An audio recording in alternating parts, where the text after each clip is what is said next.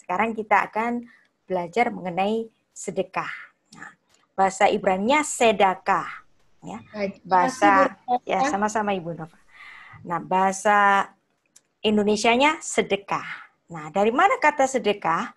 Kata sedekah itu adalah serapan dari bahasa Arab. Ya, sodakoh, sedekah, sodakoh, ya, sama, ya. Kenapa bahasa Arab bisa mirip dengan bahasa Ibrani? Kenapa? Karena sama-sama Semitik, Bu.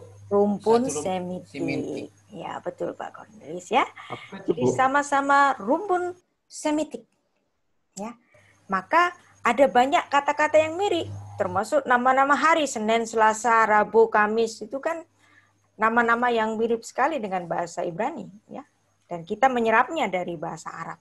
Termasuk juga sedekah, ya, sodakoh, charity, ibadah, ya, ibadah, ya, sembahyang, termasuk dalam bagian ibadah, ya. Baik, nah, oke, kita lanjut. Apa sih sedekah itu? Nah, ada ayat yang sangat terkenal sekali untuk membuat orang Israel itu harus bersedekah. Sedek, sedek, tirdof. Ya, justice, justice, you shall pursue. Ya. Kamu harus berbuat keadilan, keadilan. Dan kamu harus mengejar. Nah, kata sedekah, arti harfiahnya itu memang berbuat adil. Ulangan 16 ayat 20. Semata-mata keadilan itulah yang harus kau kejar, supaya engkau hidup dan memiliki negeri yang diberikan kepadamu oleh Tuhan Allahmu. Sedek, sedek, tirdof. Ya, dari kata radaf. Kamu harus mengejar. Ya. Kemudian kata ini, kata sedek itu dalam kitab Septuaginta, kata sedek itu diterjemahkan dengan apa? Ya. Sedek diterjemahkan dengan kata dikaios. Ya. Tu dikaion. Ya. Dioksi. Ya. Nah, engkau harus mengejar, ya, keadilan itu. Ya, jadi ada hubungan antara sedekah, ya, sedek dengan dikaios. Baik. Nah, kata sedekah, ya, seperti yang sudah kita pahami bahwa itu adalah serapan dari bahasa Arab yang berhubungan dengan bahasa Ibrani, yaitu sedekah. Arti harfiahnya yaitu justice, ya, berkeadilan, berbuat keadilan. Tetapi ya, kemudian kata ini bergeser maknanya menjadi charity, ya, di mana kata dalam artian charity itu kita serap dalam bahasa Indonesia sebagai sedekah. Nah, arti sesungguhnya adalah berbuat justice, berbuat keadilan. Nah, kenapa kok dalam artian berbuat keadilan? Ya, ibaratnya seperti ini, ya. Anda di rumah itu Anda punya nasi dan punya lauk, ya. Anda punya 1 ekor ayam goreng, Anda makan sendirian. Dan tetangga Anda, ya, Anda tahu nih, tetangga ini miskin, ya. Dia cuman makan nasi sama garam. Sedangkan Anda 1 orang makan nasi dengan ayam 1 ekor. Nah, kemudian ini nggak adil deh. Maka aku harus melakukan keadilan. Ya. Masa ayam 1 ekor aku makan sendirian? Lalu kemudian Anda bagi ayam Anda ini kepada tetangga sebelah yang nggak punya lauk. Nah, itu kan jadi adil. Berbuat keadilan. Nah, dari situ kemudian kata adil ini bergeser menjadi charity. Jadi paham maksudnya? Ya. Ya. Memberikan keadilan, ya. Anda memiliki uang lebih. Nggak adil deh kalau uang ini aku beliin cuman beli sepatu, tas, dan kosmetik. nggak adil deh kalau itu aku habiskan untuk itu saja. Aku harus menyisihkannya untuk anak-anak asuh. Bisa dong ini buat bantu anak asuh yang nggak bisa sekolah, kemudian mereka bisa sekolah. Anda melakukan keadilan dengan menyisihkan uang Anda supaya nggak habis untuk hal-hal yang remeh-temeh, beli kosmetik, beli tas, sepatu, baju. Nah, itu juga keadilan. Nah, dari situlah keadilan kemudian bergeser menjadi makna charity. Bisa dipahami ya? Kenapa pemahamannya bisa bergeser. Tapi apakah pergeseran makna ini menjadi salah? Salah apa enggak? Tidak. Tidak ya. Bisa kita terima secara akal. Ya. Dan itulah memang ya dalam ketentuan Yahudi Rabbinik, dalam Gemulut Hasadim, pemberian kebaikan, anugerah kasih sayang, ya, sebagai tindakan berkeadilan.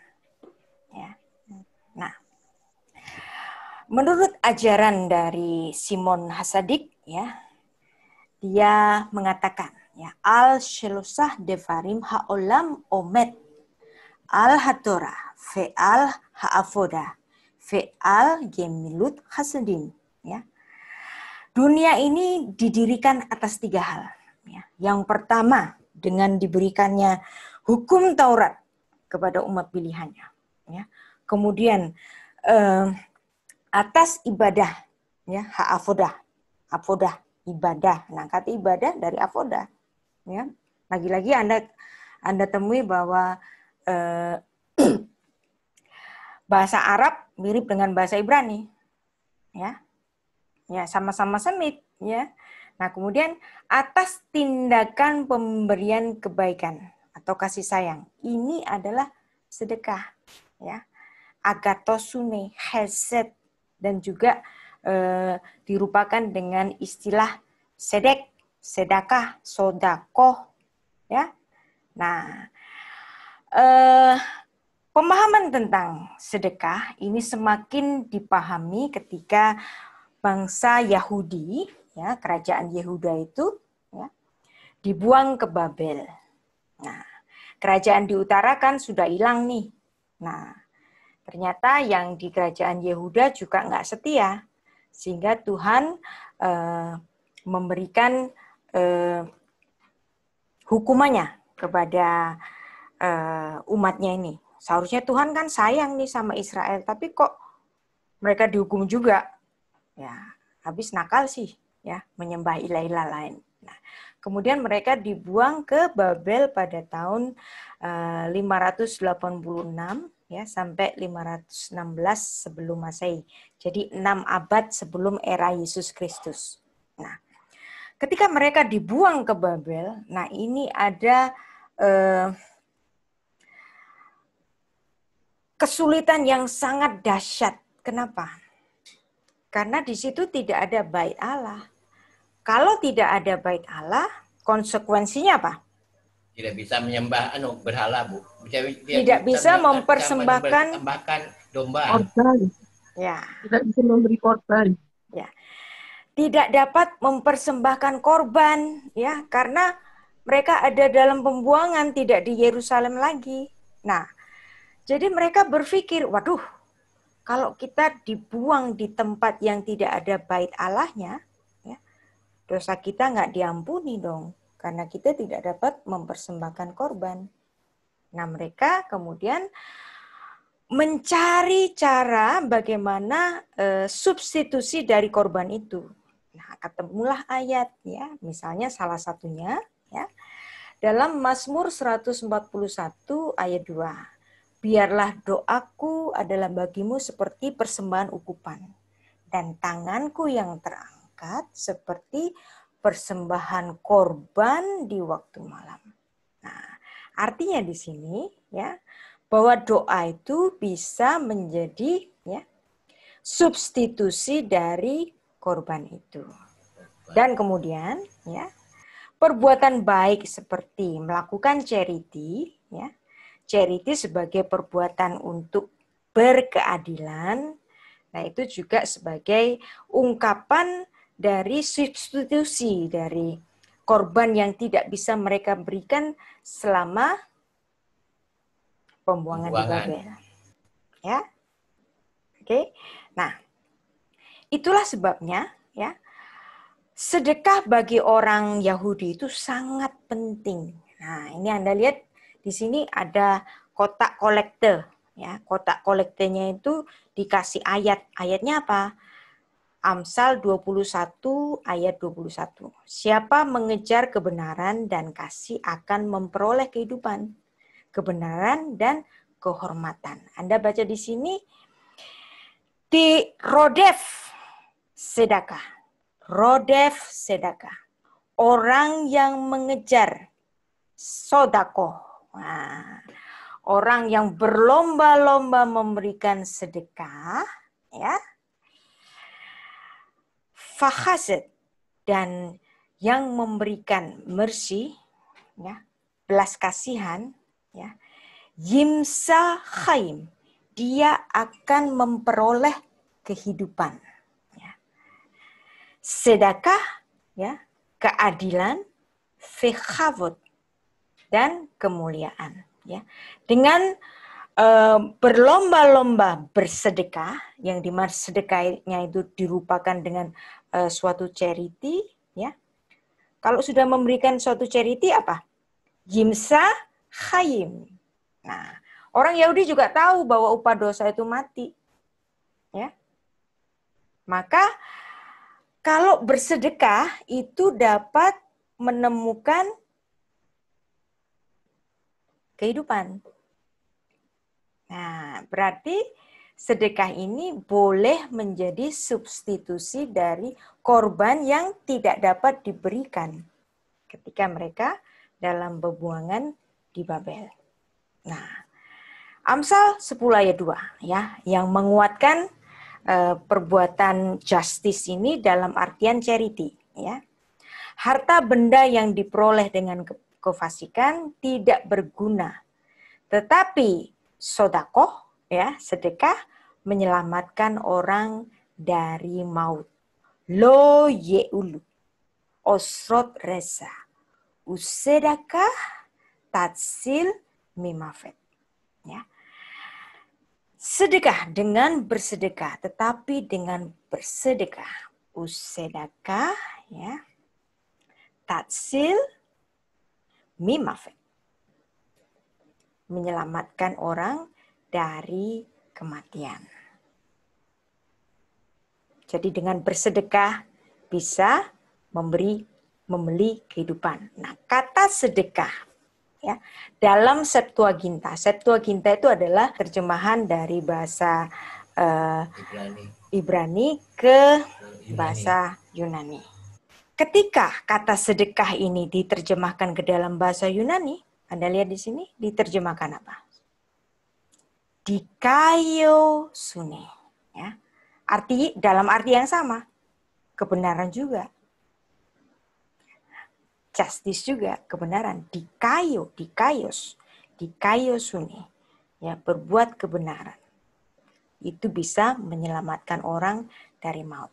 Nah, dengan demikian, ya, maka ayat yang susah dipahami, ya, menjadi memudahkan bagi kita, yaitu contohnya, ya, pengajaran Tuhan Yesus yang dalam mindset orang Yahudi yang kental, ya, yang kemudian diterjemahkan dalam bahasa Indonesia dan dalam bahasa Inggris tidak dapat kita pahami, dengan apa yang sudah kita pahami tentang sedekah tadi, kita dapat memahami Matius 5 ayat 20 dengan mudah. Anda lihat di sini, terjemahan bahasa Indonesia LAI. Ya. Maka aku berkata kepadamu, jika sedekah, ya, jika hidup keagamaanmu, nah kata dikayosune di sini, Anda lihat dikayosune diterjemahkan dengan hidup keagamaanmu. Ya. Apakah yang dimaksud Yesus memang hidup keagamaanmu?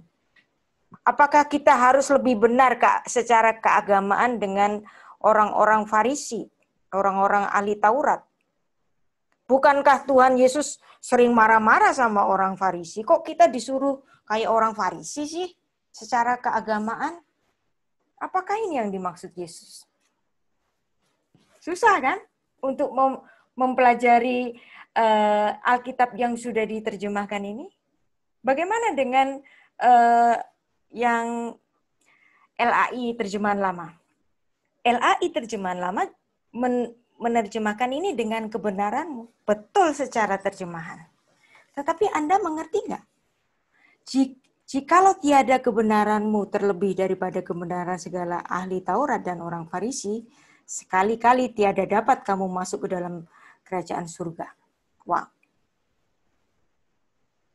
Kok bisa dikatakan kalau kamu nggak lebih benar daripada orang Farisi, kamu nggak bisa masuk dalam kerajaan surga? Berarti ada kebenaran bagi orang-orang Farisi dan orang-orang ahli Taurat yang sering dikecam oleh Yesus. Apakah seperti ini yang dimaksud Yesus? Nah, King James juga menerjemahkan dengan righteousness. Ya, secara terjemahan nggak salah. King James menerjemahkannya secara harfiah betul. Tetapi secara pemahaman ini akan menjadi sulit.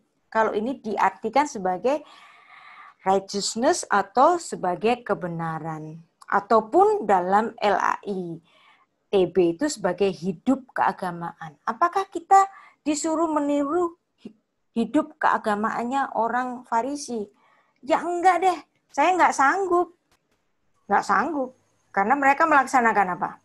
613 mitzvot. Kemudian masih ada lagi apa? Hukum-hukum tambah-tambahan. Wow. Maka kalau kita sudah mempelajari makna sedekah yang sebenarnya, ya, coba kita artikan ini dengan kata sedekah. Matius 5 ayat 20. Maka aku berkata kepadamu, jika sedekahmu tidak lebih benar daripada sedekahnya ahli Taurat dan orang Farisi, sesungguhnya kamu tidak akan masuk ke dalam kerajaan surga. Nah, ini adalah satu ajaran dari Tuhan Yesus. Kalau kamu ya jadi muridku, tapi kamu pelit, ya, padahal orang Farisi itu nggak pelit loh soal sedekah, ya, kamu malu-maluin aku deh, nggak layak kamu jadi muridku. Kalau Matius 5 ayat 20 kita artikan sebagai sedekah, itu bisa lebih dipahami, bukan? Ya apa enggak? Ya kan? Nah, kenapa saya bisa bilang begini? Karena saya harus ngaku, ya. Saya baru tahu artinya ini, ya, ketika saya membaca Matius 5 ayat 20 ini dalam Haberit Hakadasha. Nah, ketika saya membaca ayat ini dalam bahasa Ibrani, ya, dan saya menemukan kata sedekah, sodakoh, sedekah, ya, dalam Matius 5 ayat 20 dalam Haberit Hakadasha, saya merasa, wow, sedekah. Ya. Di kayu suni itu diterjemahkan oleh Elias Hatter dengan menggunakan kata sedekah. Ya. Ki ani omer lachem im lo tiye sitkatikem mitsitkat hasofrim vehaperushim lo tavo bamalchut hashamayim. Ya, Tuhan Yesus mengatakan demikian. Nah, ketika ini dikembalikan kepada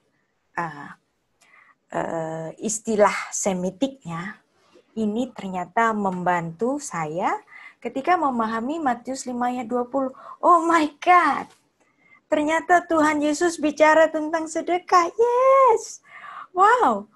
Jadi Anda lihat ya, kita perlu memahami bahasa asli Alkitab, bahasa Ibrani. Kita juga perlu memahami bahasa Alkitab, bahasa asli Perjanjian Baru, bahasa Yunani. Dua-duanya kita perlu membacanya. Di sini dikaiosune, ya, merupakan terjemahan dari sedekah. Bahkan ya, dalam kamus Strong sendiri ya melihat dikaiosune itu sebagai sedekah. Dari mana asal? Ya. Kata-kata sedekah itu ada dalam Matius 5 ayat 20. Ya, dari seorang yang bernama Elias Hatter. Nah, siapa itu Elias Hatter? Ya. Perjanjian baru ditulis dalam bahasa Ibrani itu tidak pernah ada sebelum abad 16. Nah, jadi memang Alkitab kita Perjanjian Baru ditulis dalam bahasa Yunani. Karena apapun Anda mengajukan apapun, ya, terjemahan dalam bahasa Ibrani itu baru ada pada abad 16 pada zamannya Elias Hatter, ya. Mungkin sebelumnya ada, tetapi secara penuh Perjanjian Baru itu dilakukan oleh seorang yang luar biasa, yaitu seorang yang bernama Elias Hatter. Nah, ini nanti tanggal 2 Oktober saya akan bicara mengenai siapa itu Elias Hatter. Ini penting kita pahami. Nah, kenapa orang ini menjadi penting? Ya. Dia dalam usianya yang ke-34 itu telah menerbitkan satu kitab, ya, yang namanya Derek Hakodes, yang dimana kitab Perjanjian Lama dalam bahasa Ibrani itu, ya, dia salin ulang, ya, persis dengan nikut sesuai nikut yang dari para Baale Masorah, ya. Kemudian Anda lihat di sini, ya, ada huruf penuh, di sini huruf hollow, ya, luar biasa sekali. Kalau Anda sebagai pembaca naskah bahasa asli Ibrani, kemudian Anda melihat kata ini Derek Hakodes. Kenapa hanya ini di sini ada hollow letter, yang kemudian yang di sini letter yang penuh. Itu membantu orang-orang Kristen yang sedang belajar bahasa Ibrani, yang dimana dia selalu menunjukkan ini soresnya, ya, ini prefiksnya, ini sufiksnya, seperti itu. Luar biasa sekali, yang dimana pada saat itu mesin cetak kan baru ditemukan oleh Gutenberg, ya. Nah, ini kan mesin cetak awal-awal ini sudah bisa mencetak seperti ini. Luar biasa sekali. Dan waktu itu yang menyalin dalam bentuk buku Kitab Perjanjian Lama Derek Hakodes ini adalah seorang Elias Hatter yang waktu itu umurnya 34 baru. Anda umur 34 sudah melakukan karya apa? Kayaknya saya umur 34 belum ngapa-ngapain deh. Orang ini sudah menelurkan karya yang luar biasa. Nah, kemudian pada umur yang ke-46, dia kembali memproduksi suatu karya yang luar biasa, yaitu menerjemahkan seluruh Perjanjian Baru ke dalam bahasa Ibrani. Nah, ketika dia menerjemahkan Perjanjian Baru bahasa Yunani ke dalam bahasa Ibrani, ya, dia mengambil dari naskah dari Erasmus, ya, kemudian dia terjemahkan ke dalam bahasa Ibrani, dan ketika dia menerjemahkan ke dalam bahasa Ibrani itu tidak asal menerjemahkan. Dia selalu melihat, ya, kata-kata yang dipakai oleh para rasul yang berhubungan dengan Septuaginta, kemudian itulah yang dipakai pada terjemahannya yang berbahasa Ibrani. Orang ini luar biasa sekali. Kalau Anda sudah mempelajari naskah-naskah Masorah dan kemudian Anda melihat titik-titik nikut yang dia gunakan dengan mesin cetak yang sangat kuno itu, dia pasti menata itu satu-satu kan. Zaman waktu itu kan masih manual sekali, ya. Dan bukan itu saja, dia menerjemahkannya itu berkesesuaian dengan apa yang diterjemahkan oleh para rabi 3 abad sebelum Yesus, ya.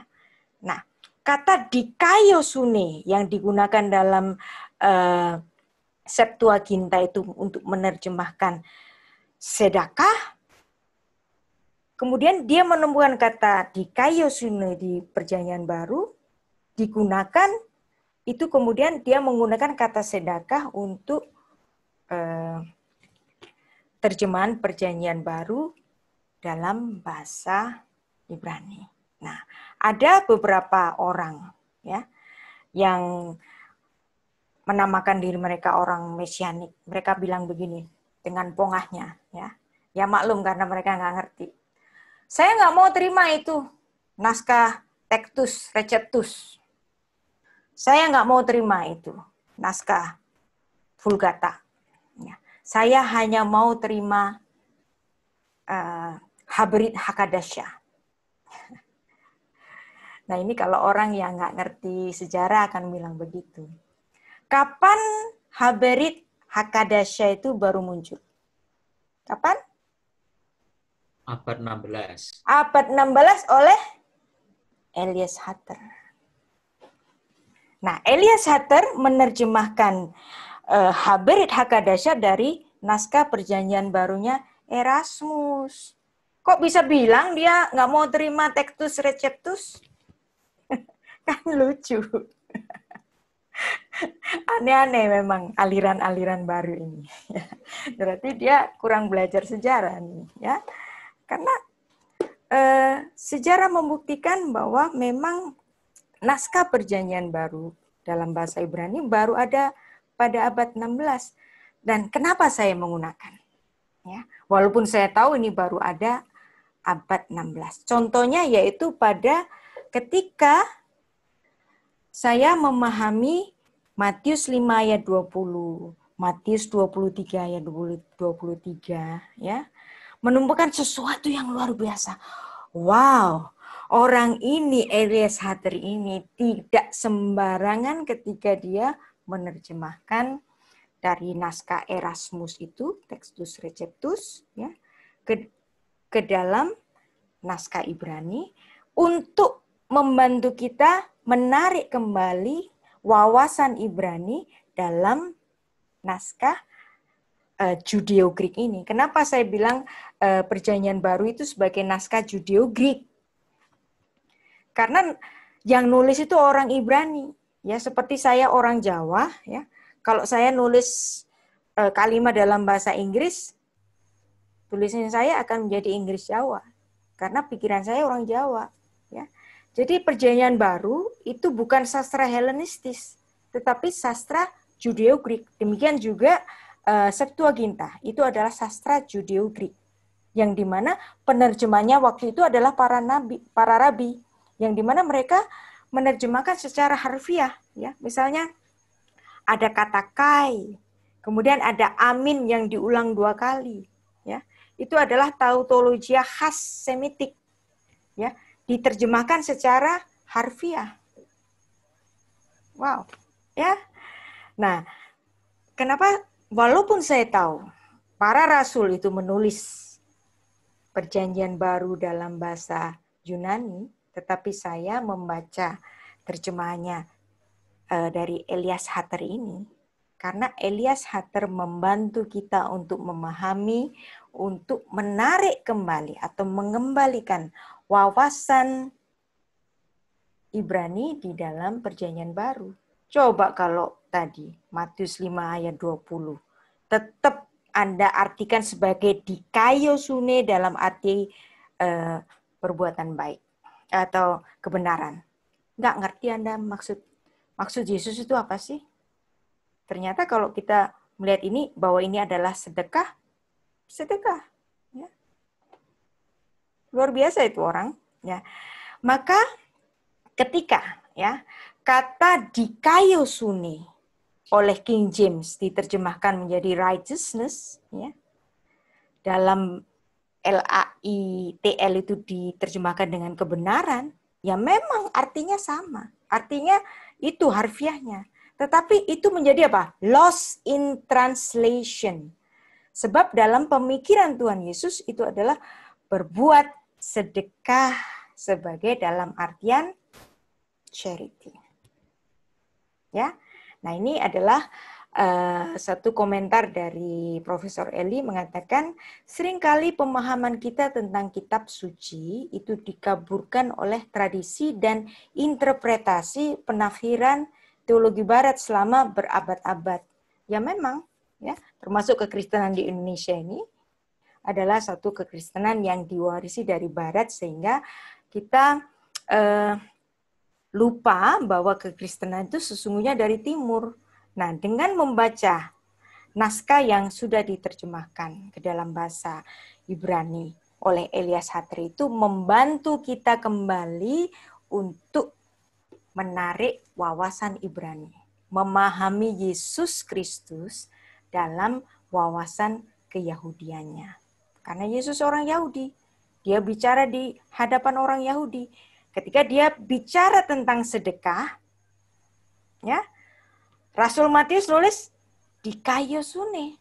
Karena itulah yang dipakai dalam Septuaginta. Nah, kalau seandainya ya kata dikaiosune itu diterjemahkan dengan hidup keagamaanmu seperti dalam LAITB itu, ya.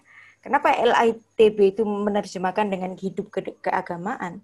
Karena dia nganggap nggak mungkin deh Tuhan Yesus itu menganggap orang Farisi dan ahli Taurat ini kebenaran. Ini pasti yang dimaksud hidup keagamaan deh. Nah, jadi itu adalah interpretasi. Nah, jadi ada penafsiran dari si penerjemah ini. Nah, tapi kalau itu diartikan sebagai hidup keagamaan, ya, hidup keagamaan Yahudi itu berat, ya. Saya nggak sanggup. Ya. Kalau Anda sanggup boleh, ya. Tapi saya nggak sanggup, pasti nggak sanggup. Karena apa? Hidup keagamaannya orang Yahudi itu, ya, mereka harus menaati, ya, hukum Taurat secara kesatuan, ya, seperti yang diungkapkan dalam Yakobus 1 ayat 10, bersalah kepada satu, bersalah pada semua, ya. Yang satu tidak kau lakukan, kamu bersalah kepada semua. Nah, hukum Taurat kalau dirincikan ada 613, ya. Tapi orang Kristen pilih yang enak-enak aja, padahal hukum Taurat kan ada 613, ya. Nah, kemudian bukan cuma itu saja, ya. Masih ada hukum tambah-tambahan dari kalangan Yahudi Rabbinik, Torah Shef Alpeh, ya, tradisi lisan, nggak boleh ini, nggak boleh itu, harus begini, harus begitu. Bisa ribuan kalau masing-masing rabi memberikan pengajarannya tambah-tambahan, bisa ribuan ketentuan. Bisakah kita? Apakah ini yang dimaksud dengan hidup keagamaan? Tentu saja tidak, ya. Jadi itu yang namanya lost in translation, ya. Walaupun mungkin terjemahannya itu benar, tapi tidak sepenuhnya benar karena ada lost in translation. Seperti gini, ya, contohnya. Lost in translation itu bisa berlaku pada semua istilah dan semua bahasa. Bagaimana menerjemahkan nasi pulen dalam bahasa Inggris? Kan susah. Apa terjemahnya? Anda terjemahkan sticky rice. Is it really sticky? Kan enggak juga. Ya. Itulah yang namanya lost in translation. Dan lost in translation ini banyak dalam Alkitab kita. Ya. Nah, tetapi kalau itu memang diartikan sebagai hidup keagamaan, ini ada seorang rabi yang sangat luar biasa. Ya. Dia berani ngeklaim bahwa dirinya dalam melaksanakan hukum Taurat, ya, aku tidak bercacat. Wow. Rasul Paulus, ya, tentang kegiatan aku menganiaya jemaat, ya. Itu dia cerita tentang masa lalunya.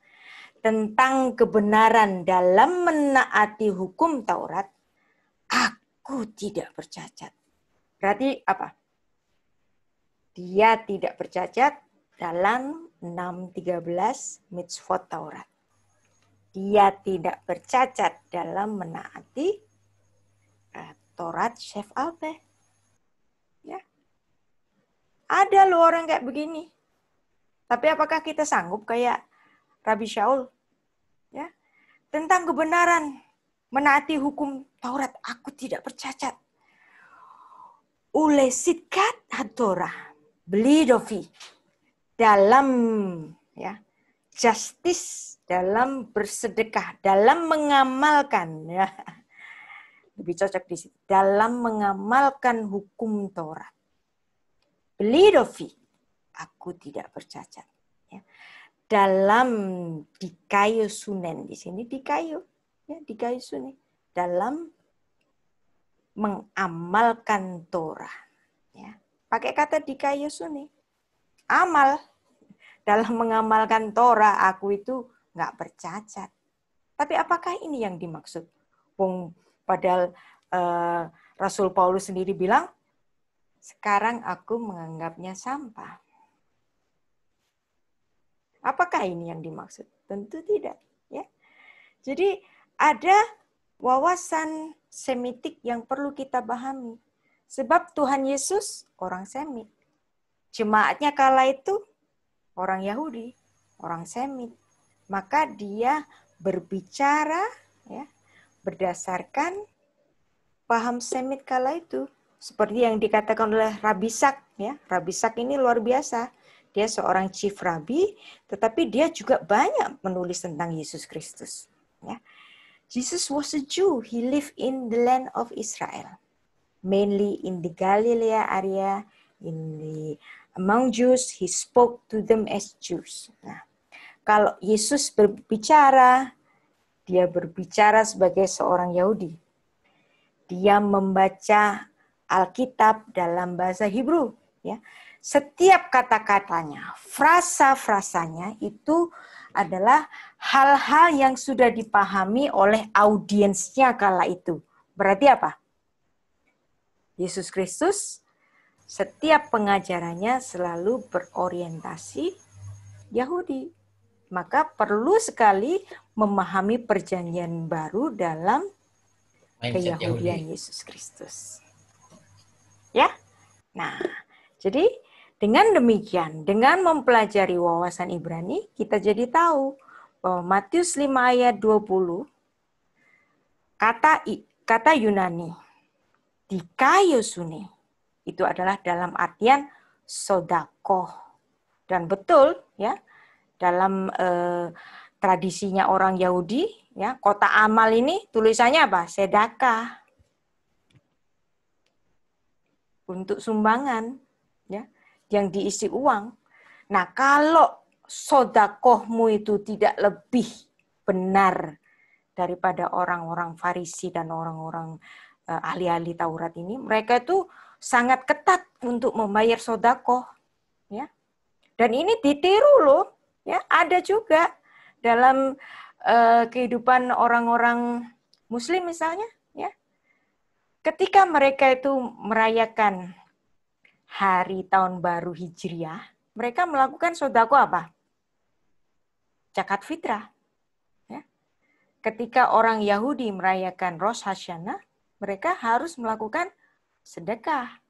Nah, kalau orang Kristen, muridku, ya, masa lebih pelit daripada orang Farisi?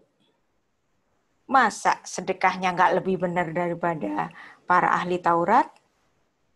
Malu dong Yesus sebagai gurunya. Begitu bukan? Ya. Jadi Matius 5 ayat 20 dengan wawasan Ibrani kita dapat mengerti bahwa itu adalah sedekah. Nah, kata sedekah ya yang diartikan dengan pemberian uang, pemberian rezeki kepada sesama ya. Itu kemudian menjadi satu pemikiran teologi kemakmuran juga. Jadi teologi kemakmuran itu bisa melanda apa saja. Gara-gara punya duit, dia merasa bersedekah lebih banyak, dia merasa lebih benar dari yang lain. Karena ada loh ayat Alkitab yang mengatakan bahwa dengan melakukan sedekah itu menyelamatkan orang dari maut. Seperti juga Tuhan Yesus itu sering bercerita tentang perumpamaan, nah orang Yahudi juga ada banyak kisah, ya, kisah yang mungkin kisah betul, tapi mungkin juga kisah betul kemudian diberikan suatu kisah-kisah fabel untuk memberikan pengajaran bagi umat, itu juga bisa. Nah, ya, dari apa yang ditulis dalam Amsal 10 ayat 2, ya, itu menuliskan demikian, harta benda yang diperoleh dengan kau fasikan tidak berguna, tetapi sodakoh menyelamatkan orang dari maut. Ya. Ini ada pengajaran dari Rabbi Akiva, ya, dia memiliki seorang anak perempuan. Nah, kalau dia itu menikah, ya, dalam kanopi pernikahannya itu nanti akan ada ular yang akan menggigit putrinya dan meninggal. Nah, ketika putri dari Rabbi Akiva ini, ya, itu akan menikah, ya, waduh, orang itu pernah bernubuat nih, kalau anakku nanti mati pada hari pernikahannya karena digigit oleh ular, ya. Nah, pada saat si anak perempuan dari Rabbi Akiva ini, dia itu mengambil jepit rambut, ya, secara tidak biasa dia memasukkannya ke dalam lubang tembok. Nah, ternyata di lubang tembok itu ada ular yang sedang bersembunyi di situ dan mengenai matanya. Nah, gara-gara kena jepit rambutnya ini dari putrinya Rabbi Akiva ini, ya, si ular itu mati. Nah, kemudian pada pagi harinya, ya, ternyata jepitnya si putri Rabbi Akiva ini mengenai mata dari ular itu. Nah, jadi si ular itu tidak jadi menggigit putri dari Rabbi Akiva. Nah, Rabbi Akiva yang teringat akan nubuat kematian putrinya, dia bertanya pada putrinya, ya, apa yang sudah kamu lakukan sehingga kamu lolos dari kematian ini? Kok malah ularnya yang mati? Gitu. Nah, si putri dari Rabbi Akiva ini bercerita seperti ini. Pada malam sebelumnya ada seorang mengetuk pintu dan ketika semua orang sibuk dengan pesta, ya, tidak ada yang mendengarkannya. Aku berdiri dan mengambil porsi, ya, mengambil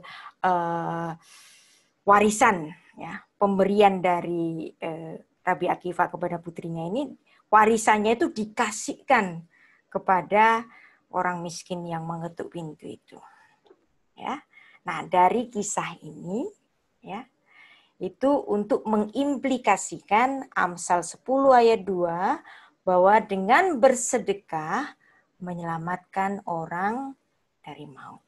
Ya. Oke, Anda bisa memandang ini sebagai suatu kisah perumpamaan, ya, atau mungkin fabel justru, ya. It's okay, ya. Tetapi ini adalah implikasi dari Amsal 10 ayat 2. Yang dimana dalam pemahaman orang Yahudi dengan bersedekah itu menyelamatkan orang dari maut. Ya, nah Rabbi Akiva dalam apa yang ditulis dalam Syabat 156 mengatakan, ya, ve sedekah tatsil memot, ya, sebab dengan bersedekah dia akan meluputkan kamu dari kematian. Ya. Rabbi Asi dalam Bava Batra 9a mengatakan, sekula sedekah keneget kol hamitzvot. Ya. Dengan beramal, dengan memberikan sodakoh, ya, adalah setara dengan perintah Taurat yang digabung menjadi satu. Nah, ini ada hubungannya dengan ketika orang Israel dibuang di Babel. Mereka tidak dapat mempersembahkan korban bakaran untuk pengampunan dosa. Maka mereka mengganti substitusi dengan sidur, membaca sidur, juga memberikan sedekah. Nah, sekarang, ya, Bait Allah itu runtuh sejak 70 Masehi. Nah, kejadian yang sama terjadi seperti pembuangan di Babel. Mereka tidak dapat mempersembahkan korban. Ya. Maka bersedekah menjadi suatu substitusi dari pemberian korban itu. Ya. Itulah kenapa ya orang-orang Israel, orang-orang Yahudi yang kaya-kaya, ya, itu menjadi filantropis. Ya. Contohnya siapa? Bill Gates. Siapa lagi? George Soros. Rockefeller. Siapa lagi? Mark Zuckerberg. Terus banyak. Ya, Michael Bloomberg juga. Ya, orang-orang kaya, orang-orang Yahudi itu selalu menjadi filantropis dari ajaran ini. Ya, kita sekarang tahu karena mereka dalam pikiran mereka, bahkan Bill Gates mengatakan dia itu hidup hanya 10% dari seluruh hartanya. Yang 90% itu penghasilannya itu untuk charity, untuk sedekah, dan dia pembayar sedekah yang terbesar untuk sekarang ini ya. Nah, dalam Daniel 4 ayat 27 sekali lagi mengatakan bahwa dengan bersedekah itu dapat merobek dosa. Nah, dosa dalam pemahaman orang Semit itu seperti kalau Anda berbuat dosa, ya, itu seperti sedang menulis surat hutang. Hutang nih, aku berbuat dosa, harus ada pembayarannya. Nah, pembayaran itu ya dibayarkan dengan bersedekah. Maka dosa-dosamu bisa dirobek, hutang dosa ya. Surat hutang itu bisa dirobek dengan perbuatan bersedekah. Nah, sekarang yang terakhir. Oke. Sebelum yang terakhir ini saya bahas, ada pertanyaan, silakan. Pak Rinanto, silakan. Pak Rinanto. Wow, puji Tuhan. Ini tidak pertanyaan tapi semacam proposal tuh, karena ternyata lost in translation itu kan banyak. Banyak ya. Ya, jadi bagaimana setiap saat Ibu mendapatkan sesuatu kemudian diinformasikan atau bagaimana lah caranya, karena dalam bukti empirisnya pengalaman saya kan saya kemaruk banget download video-video ini. Pada saat saya mendengarkan sendiri gitu, saya menangis menemukan harta dari makna daripada firman Tuhan yang Ibu terangkan, dan itu tidak kehitung.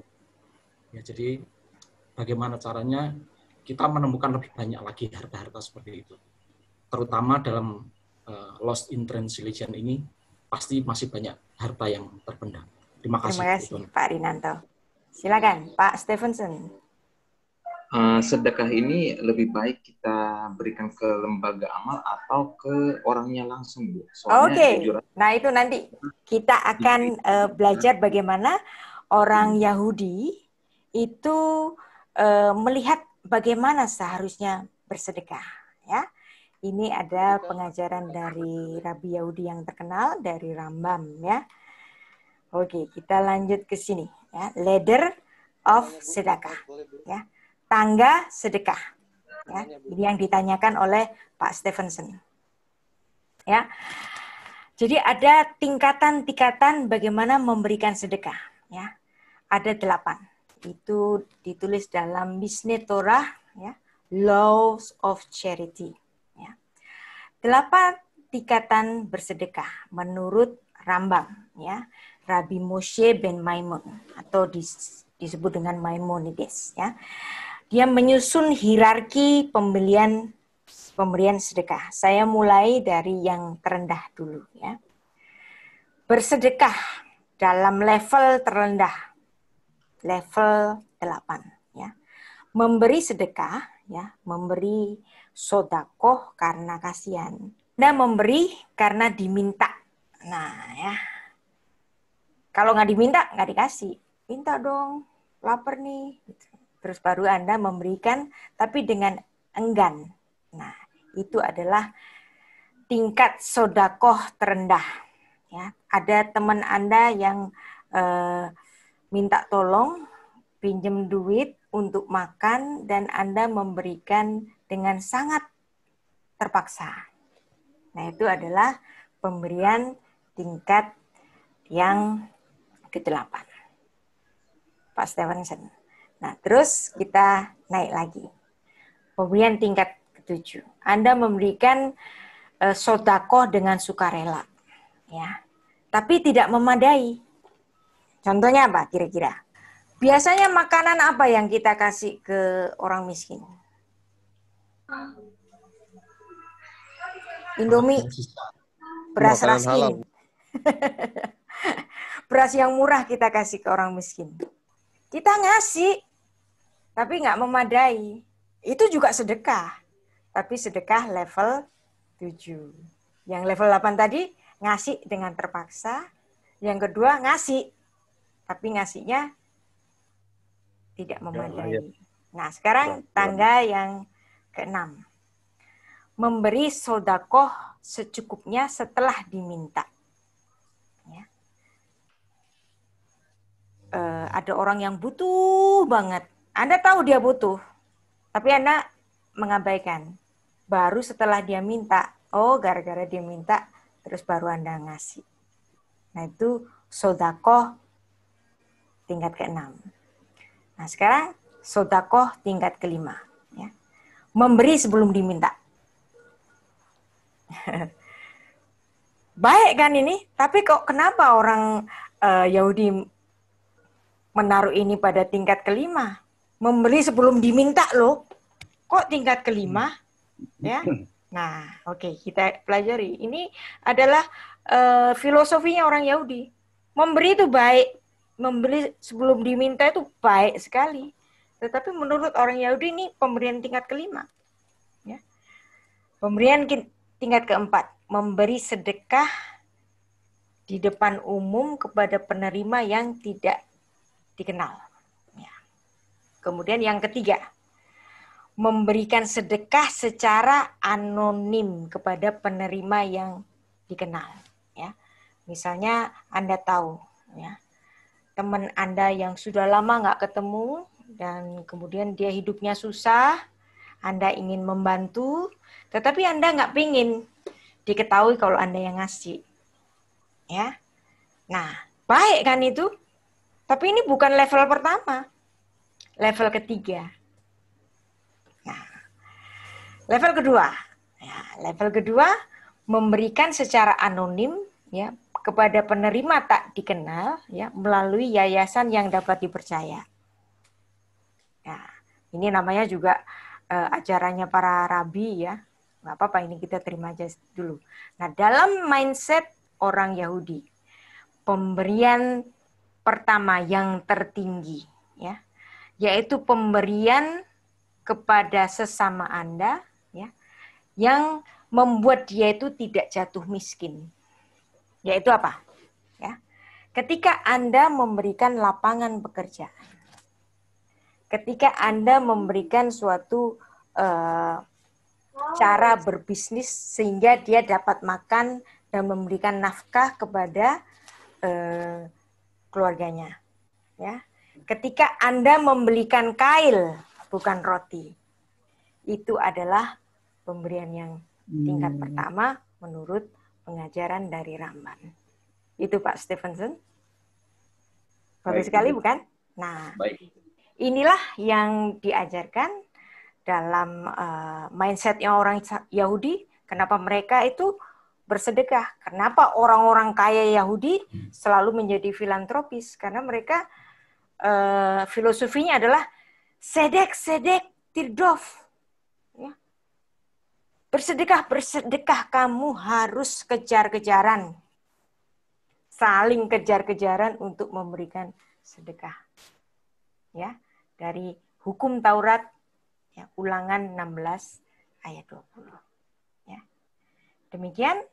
Nah, karena sedekah itu bisa memberikan kehidupan, ya, maka dengan bersedekah mereka memberikan suatu selamat dari orang Yahudi yang satu kepada orang Yahudi yang lain, ya.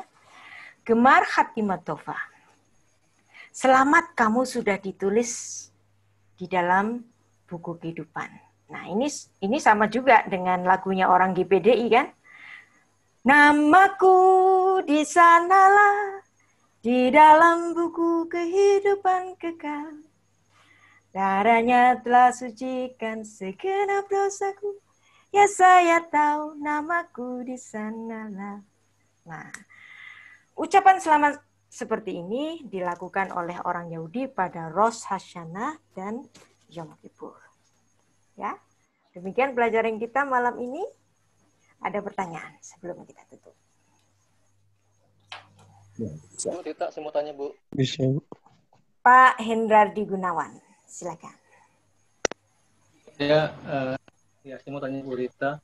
Ya. Kan waktu itu Katolik ada surat indulgensia itu Bu, Ya, yang dia bayar, dia bisa dihapusin dosanya atau surat penghapusan dosa itu. Apakah mungkin ya orang waktu itu orang Katolik itu berpikir seperti ini Bu ya, sedekah itu. Jadi dia bayar gitu, dengan merupakan maka dia uang. diampuni gitu. Oke, bisa Pak. Ya, kenapa tidak? Itu aja Bu, Ya. saya mau tanya Bu, apa mungkin mereka berpikir dengan konsep ini? Ya, bisa Pak. Kenapa tidak? Ya, seperti gini, ya. Pada saat itu gereja memerlukan dana, sehingga mereka kemudian mengencourage. Nah, itu kan juga dilakukan oleh gereja-gereja zaman sekarang, misalnya janji iman. Ya, janji iman kemudian memberikan donasi kepada gereja. Nah, demikian juga mungkin saat itu indulgensia yang kemudian disalahgunakan. Nah, mungkin konsepnya betul untuk gereja supaya gereja ini dibangun untuk membangun sekolah, untuk membangun pelayanan, untuk mendukung pelayanan, untuk begitu dan banyak. Dan kemudian ada penyimpangan-penyimpangan. Nah, penyimpangan-penyimpangan semacam itu tidak hanya terjadi pada Katolik saja, bukan? Semua gereja punya potensi untuk itu kalau bicara soal uang. Begitu bukan? Ya. Terima kasih Pak Endardi Gunawan, ya. Jadi kalaupun gereja Katolik pernah pernah bersalah pada soal keuangan gereja dengan penjualan indulgensia, ya, surat pengampunan dosa, ya. Orang gereja zaman sekarang yang non Katolik banyak sekali, Bapak. Bahkan sampai ini pertikai antara bapak dengan mantu, mantu dengan anak, rebutan gereja kan juga banyak, Bapak. Jadi maksud saya konsep itu mungkin konsep kalau itu ya, konsep itu bisa diterima. Mungkin, ya. Bisa diterima. Betul. Ya, terima kasih Bu. Ya, terima kasih sama-sama. Bu. Ya, Ibu Elias Kristiana, Hatter, selamat malam. Iya Bu. Selamat malam Bu. Ibu Elias Hatter itu berarti dia tuh orang Kristen bukan Bu? Ini yang menarik ya. Saya suka Elias Hatter, ya. Dia itu adalah seorang linguis, ya. Saya percaya dia orang percaya, ya, karena dia menerjemahkan Perjanjian Baru ke dalam bahasa Ibrani. Dan Anda lihat, pada zaman itu, ya, pada zaman abad 16, itu adalah di Eropa. Elias Hatter itu kan orang Jerman. Di Eropa itu udah sangat antisemit. Ya. Sedangkan Elias Hatter ini orang Jerman, tapi dia bukan rabi. Ya. Tetapi dia juga tidak mengatakan aku dari mana. Dia seorang linguis, dia seorang profesor. Ya. Kalau seandainya, misalnya nih, ya, dia mengklaim dirinya itu, saya adalah ini, orang reformasi. Nah, yang orang reformator tuh reformat nih, gitu. Kaya toh. Nah, misalnya kalau dia orang Arminian tuh hebat gitu. Tapi di sini Elias Hatter tidak mewakili aliran tertentu. Dia adalah orang yang mencintai firman Tuhan dengan caranya. Ya. Jadi dia tidak dikenal sebagai seorang rohaniawan, dia lebih dikenal sebagai seorang linguis. Ya. Dan kalau Anda melihat tulisannya, orang ini ya sudah layak disebut sovereign dalam kalangan Yahudi karena dia sangat memahami tanah Ibrani. Dan kemudian pada usianya yang 34 itu dia menyalin naskah tanah Ibrani dalam pasal-pasal dan dalam nomor-nomor ayat. Dan Anda lihat, pasal ini baru ditetapkan oleh seorang yang bernama Stephen Langton. Ya, dia adalah seorang kardinal, berarti dia seorang Katolik. Ya, dia seorang Katolik yang kemudian membagi perjanjian lama, perjanjian baru dalam pasal-pasal. Nah, Belum ayat ya? Belum ayat. Nah, ayatnya itu ditulis oleh Henry Stephen. Ya. Nah, kemudian itu pada abad ya yang ke-15-16 ya. Jadi abad 13, pada abad kemudian. Nah, kemudian ini karya-karya mereka itu disalin ulang oleh seorang Elias Hutter ya, yang kemudian di Alkitab Gutenberg itu ya. Itu ada nomor pasalnya, ada nomor ayatnya. Nah, di Derek HaKodesh dia menulis pasal dan ayat. Yang dimana orang Yahudi tidak waktu itu belum menentukan nomor pasal dan nomor ayat. Dan Anda kalau lihat sekarang, ya, salinan-salinan dari kalangan Yahudi itu punya nomor pasal dan nomor ayat yang sama dengan yang kita miliki. Artinya apa di sini? Artinya apa? Mereka ikut kita. Mereka ikut kita. Wow. Yeah. Ya. Nah, ini. Itu yang harus kita respect kepada orang Yahudi. Ya. Orang Yahudi itu saklek loh. Mereka sangat bangga terhadap keyahudiannya. Tetapi bagaimana mungkin mereka bisa menerima ya penomoran pasal dari Stephen Langton, orang Katolik, dia bisa menerima penomoran ayat dari seorang Protestan yang kemudian disalin ulang oleh Elias Hutter. Dan kalau Anda melihat Alkitabnya orang Yahudi, nomor pasalnya dan nomor ayatnya sama dengan kita, nggak beda loh. Kalau ada beda dikit ya minor saja. Ya. Wah, luar biasa. Berarti orang Yahudi ini berpikiran luas, nggak kayak kita, nggak sama disesat-sesatin. Pertanyaan yang bagus Bu Kristiana. Wow. Ya, Bu. Dan ini akan saya bahas nanti tanggal 2 Oktober. Ya, saya akan bicara mengenai kanonisasi perjanjian lama. Dan saya akan bahas mengenai satu orang yang luar biasa ini. Ya, ada orang-orang yang saya kagumi, ya, pasca perjanjian baru, ya. Selain bapak-bapak gereja, ya. Yang pertama itu adalah Aaron ben Asher yang memberikan titik-titik nikut pada naskah Masorah. Nah, dan yang kedua adalah Elias Hutter. Ini orang luar biasa. Ini pasti orang-orang pilihan Tuhan. Demikian Bu Kristiana. Ya, terima kasih banyak Ibu. Baik, Bu. Silakan. Dari Pak siapa ini? Cucun Setiawan, Bu. Pak Cuncun Setiawan, ya. Bu, ya. Ya. Dia melanjutkan yang tadi mengenai Elias Hutter itu, Bu. Ya. Kalau boleh tanya, kitab perjanjian baru dalam bahasa Ibrani ini kita bisa dapatkan di mana, Bu ya? Oh, di internet banyak, Pak. Ya, Haberit Hakadasyah. Itu asalnya dari Elias Hutter ya. Ya memang kemudian ada penyempurnaan-penyempurnaan ya oleh para linguis setelahnya juga. Di Amazon atau gimana, Bu? Apa? Enggak, online. Online ada? Online ada. Kalau mau, saya punya yang cetakan reprint dari cetakan abad 18 akhir. Ya. Saya ingin punya yang abad 16. Belum kesampaian. Kalau mau dibaca online ada, Pak. Ya. Ada ya? Oke. Ya. Terima kasih. Nanti Anda Google aja, pasti ada. Baik. Haberit Hakadasyah. Oke. Bu, kalau Bu, Ibu Merlin, silakan. Ya.